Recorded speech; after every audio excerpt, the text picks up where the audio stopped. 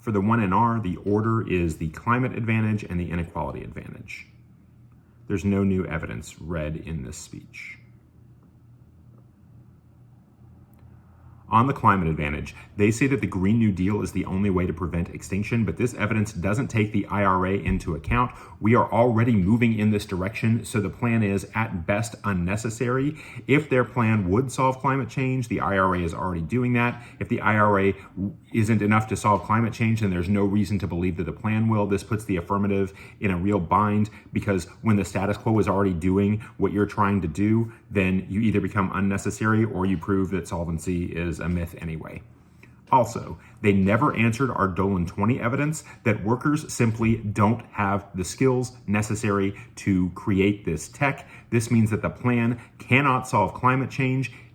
Don't believe them when they're going to get back up here and say that the plan is the only way to prevent climate change, because it's never going to happen. The workers don't have the skills. In addition, even if it did, the IRA is already doing that. But most importantly, they never really address the turn.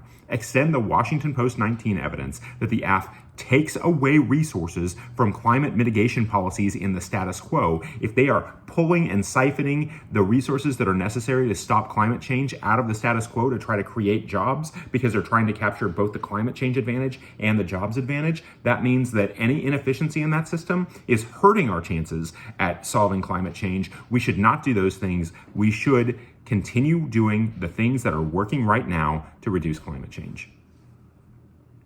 Next, on the inequality advantage.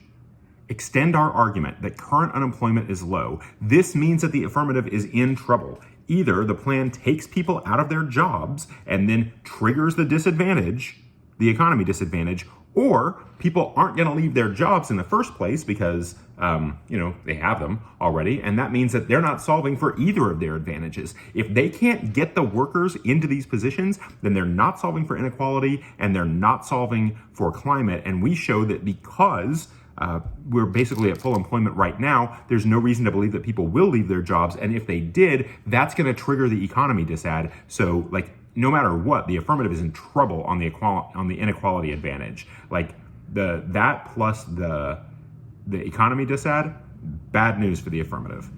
Also, extend the Blivens in 18 evidence.